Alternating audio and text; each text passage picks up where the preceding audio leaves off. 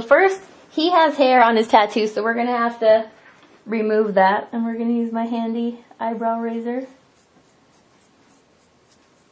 And then we're going to rub the whole area with alcohol. And I have 99% alcohol, which you can also use to clean it too. You could probably use the regular kind you can find in stores, but you can find this at beauty supplies or makeup supply place. And all of this is paramedical, so that means that it's the grade that can cover scars, skin discolorations, burns, and tattoos. And that is still... Okay, so first we're going to put a few drops of alabaster, and this is going to be the base, kind of like a primer. And then we're going to go back over with the color. And we're going to put 1 to 2 drops of the white in here. Turn our air compressor on. Do the back bubbling, which is you put your finger over the front, pull the lever back so it mixes. I'm just going to shield these areas so you can see the difference of what we're actually covering up. So we'll start here. And we're going to first go over everything, and then we'll go back over the black lines because they're a little bit darker.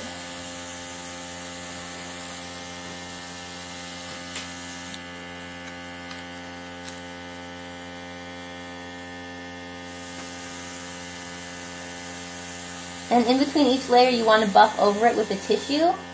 So we'll just take our tissue, kind of go over it like that, and then we'll go back with our next layer.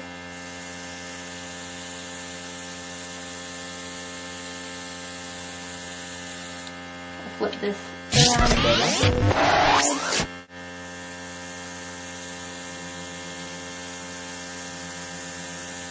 And then I'll go over a little bit of the black lines.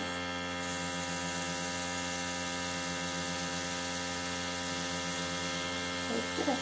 And then it will look like there was never a tattoo in this one little stripe in the center.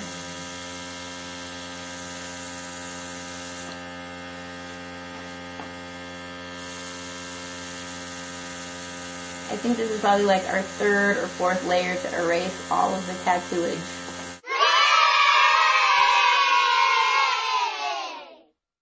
Okay, so you want to remember right here, which I'm not really doing, is to do long strokes instead of going back and forth like I was kind of doing. And the slower that you go, the better coverage you have. I tend to go fast and hurry things up. So you could never do this with brushes or sponges. And then we'll do this side.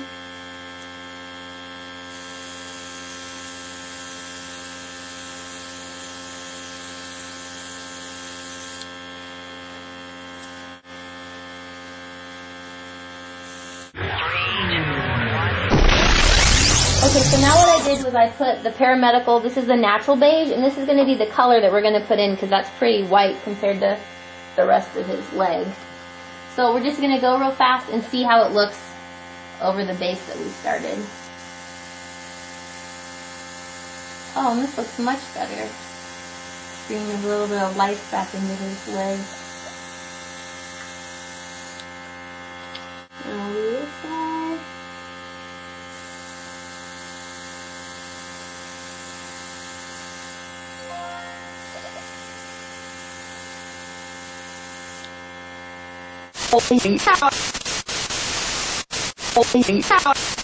Okay, so to make sure it looks realistic, like if you're doing special effects for a movie or a TV show, or you just want it to look a little more real, we put some soft brown. You have to clean the paramedical out because it's a different formulation. So this is just regular fawn brown.